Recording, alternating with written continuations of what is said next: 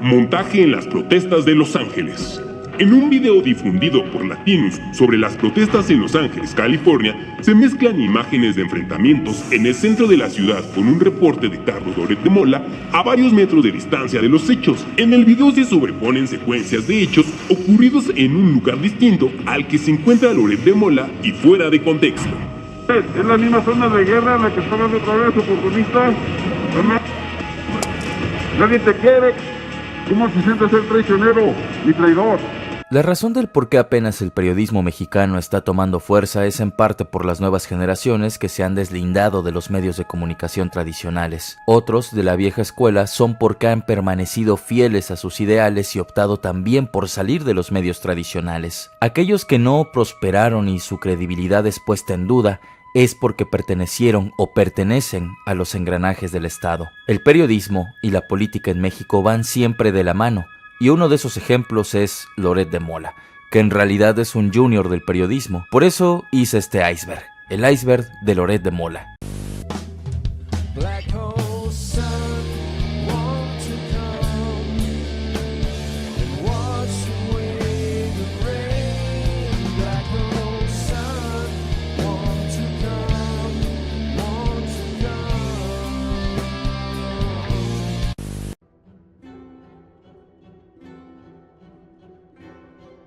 Loret de Mola en realidad no ha sufrido lo que muchos periodistas sí: persecuciones, intimidación e incluso amenazas a la vida. Con él todo ha sido montado, incluso su carrera. Loretito fue criado en cuna de oro. Pertenece a una caudalada familia de Yucatán. El abuelo, Carlos Loret de Mola Mediz, fue periodista y gobernador de Yucatán de 1970 a 1976. También fue senador y diputado. Un hombre conectado al poder. El padre de Loretito se llama Rafael Loret de Mola. Es un escritor y periodista de gran reputación. Una de las cosas que le gusta a la familia Loret de Mola es la teatralidad. Ejemplo de ello es el fallecimiento del abuelo en 1986 a causa de un accidente automovilístico en Guerrero. Rafael, sin embargo, afirmó que esto fue una conspiración perpetrada por el gobierno debido a las críticas que su padre hacía al sistema. Lo que no muchos recuerdan es que en ese automóvil no solo iba el abuelo, sino su amante, y no.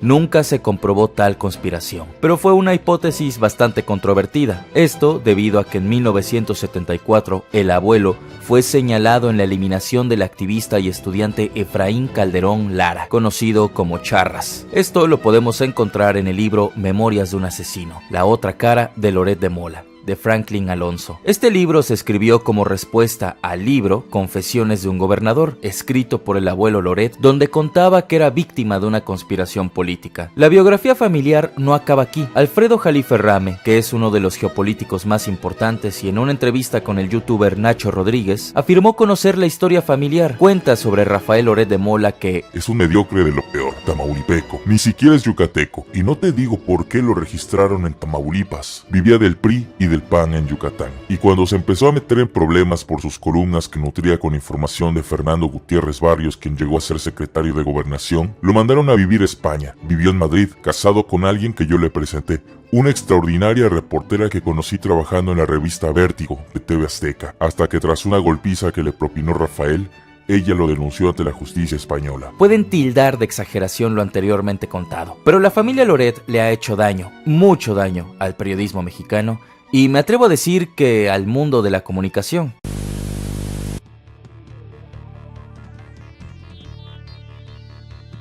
Para los más jóvenes, Genaro García Luna, mejor conocido como el Superpolicía o el Señor de la Muerte, fungió como director de distintas oficinas de seguridad que prácticamente ya no existen. Estas oficinas se crearon para poner un límite al terror y al imparable AMPA. Fue jefe del CISEN, de la Agencia Federal de Investigación, y en 2006, cuando inició la guerra de nuestra generación, fue secretario de Seguridad Pública. Desde estos organismos, siguió su propia agenda, protegiendo a distintos líderes cuestionables. La relación de Carlos Loret de Mola con el Superpolicía prácticamente inició aquel 9 de diciembre de 2005. Sí, la película de la captura de 2 secuestradores pertenecientes a la banda del Zodiaco, Florence Cassés e Israel Vallarta. Hoy día, en su programa actual, Latinus, Loret se ha puesto del lado de la crítica a la política de seguridad durante el sexenio de Felipe Calderón. En esta postura, Loret culpa al calderonismo de haberle dado un poder desmesurado, presupuesto inagotable y convertir a Genaro García Luna en el secretario más poderoso de su gobierno. En enero de 2013, Loret se deslindaría del montaje. El 9 de diciembre de 2005 nos tocó transmitir la información de su captura, que luego supimos se trató de un montaje. A la ciudadana francesa la habían detenido un día antes y la autoridad fingió y simuló un operativo como si estuviera sucediendo en vivo.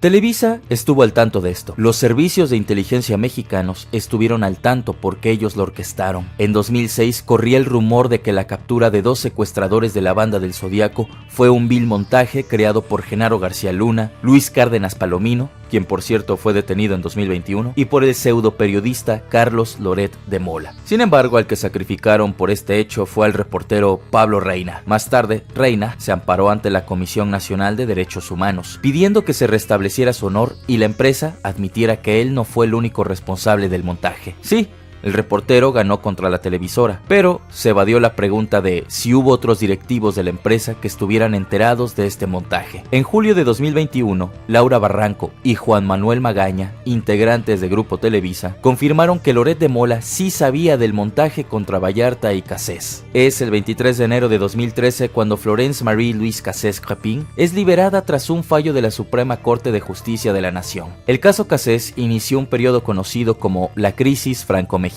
Este es recordado por el cancelamiento de El Año de México en Francia, dedicado por primera vez, al menos en ese momento, a un país de habla hispana. El Año de México en Francia suponía una bastante inversión económica. El entonces presidente Sarkozy estaba de acuerdo en seguir con el programa cultural dedicándolo a Florence. Una cachetada de guante blanco a lo que la Cancillería mexicana diría: A la luz de las declaraciones del presidente Nicolás Sarkozy, el gobierno de México considera que no existen las condiciones para que el Año de México en Francia se lleve a cabo de manera apropiada. Hubo un cambio de reglas unilateral del gobierno francés. Fuimos invitados a un evento cultural y se cambió en un homenaje a una secuestradora. Como un dato importante, García Luna tuvo metidas las manos en la televisora mexicana durante mucho tiempo. Pagó 118 millones de pesos para hacer una serie llamada El Equipo, que constó de 13 capítulos. Esta fue una extensión de la campaña Policía Federal Héroes Anónimos. Y honestamente, es una porquería.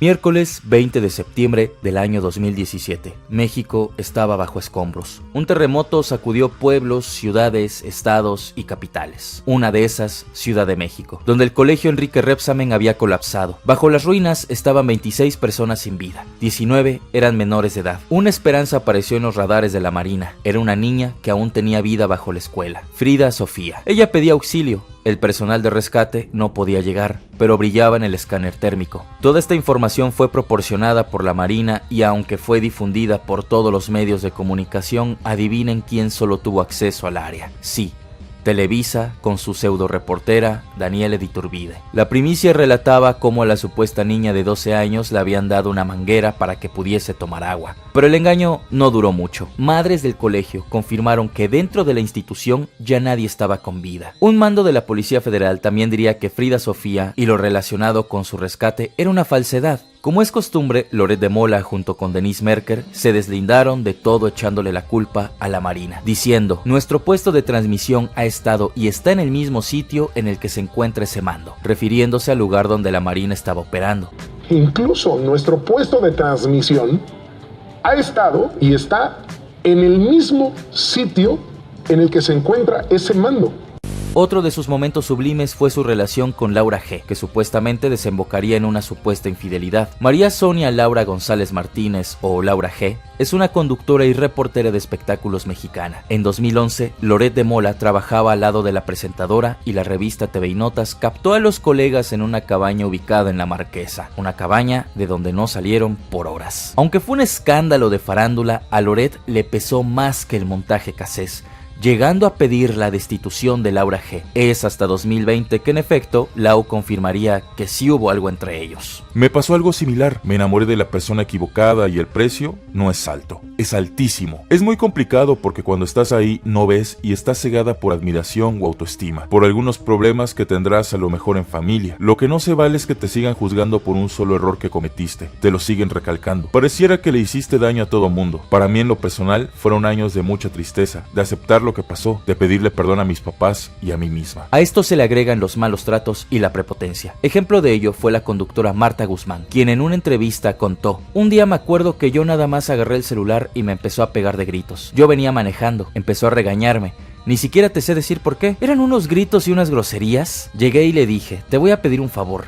A mí no me hables así. No me gusta que me hablen así. Nunca se disculpó y siguió hablando de una manera terrible. Cuando Marta Guzmán concedió la entrevista, aclararía dos cosas que ya sabemos. La primera, que Loret de Mola es un nepo baby, que por orden suya despidieron a un montón de personas y que su salida de Televisa no fue por la llegada de López Obrador al poder, sino por sus berrinches dentro de la empresa. Loret de Mola, aparte de ser un horrible periodista, es una horrible persona. Ah, sí, una vez le robaron su auto en 2015. Puso en Twitter: me robaron el coche, se los encargo si lo ven. Bora Plata, placa 116 UHV. Algunos comentarios se solidarizaron y otros se burlaron. Un clásico fue: don Carlos Loret, ¿ya habrá buscado su Bora debajo de su cama? Ya ven que todo puede aparecer. Recientemente hizo el ridículo mostrando un video del conflicto de Yemen, afirmando que se trataba de un enfrentamiento en Sinaloa. Y ni olvidar cuando lo echaron a patadas de Los Ángeles.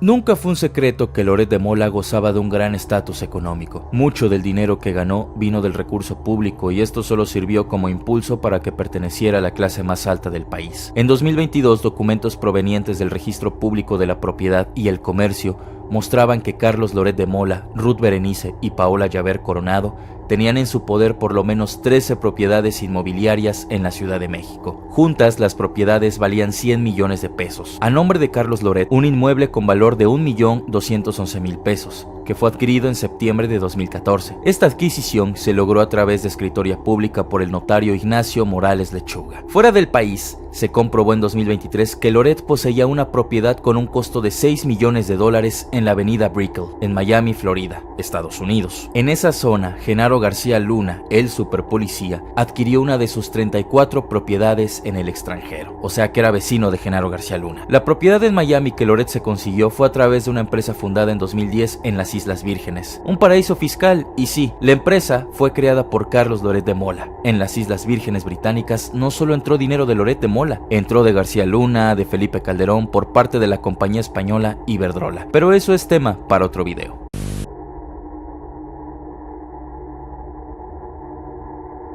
En el año 2012, Carlos Loret de Mola hace una película llamada De Panzazo. Juan Carlos Rulfo se encargó de la fotografía y la edición, mientras Loret hizo el guión, hizo de narrador y es el protagonista. De hecho, el 90% de la película es ver a Loret de Mola hacer esa cara de serio. Sin embargo, la película fue financiada por Mexicanos contra la Corrupción y la Impunidad, una organización dedicada a la investigación periodística fundada por Claudio X González Guajardo. Técnicamente no hay nada de malo. El problema es que este documental se hizo para mostrar una educación carente en el país, y aunque obviamente el sistema educativo mexicano no es perfecto, todo fue una conspiración para que se aprobara la famosa reforma educativa de Enrique Peña Nieto. El primer paso fue financiar el documental donde, repito, es protagonizado por Loret de Mola. Cuando Peña Nieto llegó a la presidencia, lo primero que hizo Claudio X fue incitar a que se aprobara la reforma educativa antes que la energética. Loret de Mola sabía esto. Su papel no solo sería ser el rostro del documental, sino mostrar a través de la pantalla una educación agonizante, engañando a los maestros y tomando partes de la grabación manejándolas a su conveniencia. Ejemplo de ello fue el testimonio publicado de un maestro el 15 de mayo del 2022 en La Nota. Carlos Loret de Mola felicita a los maestros y lo tunden en redes, del diario El Imparcial. Parece ser que Loret de Mola no hizo bien su trabajo de investigación, ya que en las escenas donde los alumnos repiten frases que los maestros dicen, Loret comenta que los maestros solo hacen que los estudiantes aprendan de memoria las lecciones, y la realidad es que están ensayando para presentar una poesía coral. Confidencial. Otro testimonio. Ya aprendimos la lección. Primero nos dicen que es para una cosa y luego cuando lo vemos en tele o publicado resulta que no era verdad. Cuando Loret de Mola salió de Televisa se dedicó completamente a Latinus. Este es un medio de comunicación que en realidad forma parte de una red financiera propiedad de Roberto Madrazo. Para los más jóvenes, Roberto fue candidato a presidente en 2006. Como sea, la red financiera de Roberto es igual a una que creó Genaro García Luna. La diferencia es que la red de Roberto está conformada por empresas de comercialización y renta de equipos médicos. En 2023 se tenía registrado que la red tomó recursos públicos, al menos 7.300 millones de pesos, para mantener a flote varios negocios y por supuesto al portal Latinus, donde Loret recibe 32 millones de pesos al año. El dinero de la red financiera, con el cual se paga el sueldo de Loret, venía de 4 gobiernos estatales, del Estado de México, de Alfredo del Mazo, Michoacán, entonces a cargo de Silvano Aureoles, Chiapas, del periodo de Manuel Velasco, de Rutilio Escandón y de Omar Fayad de Hidalgo. No hagan pendejadas. La media al resumen. ¿Tiene algo de malo ser periodista rico? Por supuesto que no. El problema es cuando el dinero viene de la mentira, del crimen o del recurso público a través de estafas y empresas fantasmas. Carlos Loret de Mola fue un hombre del sistema, siempre velando por la agenda política del momento y por intereses empresariales. Él nunca fue ni será un periodista y siempre va a ser recordado como una pieza de regímenes pasados. Este fue un video más en Gaps Confidenciali. Nos vemos pronto.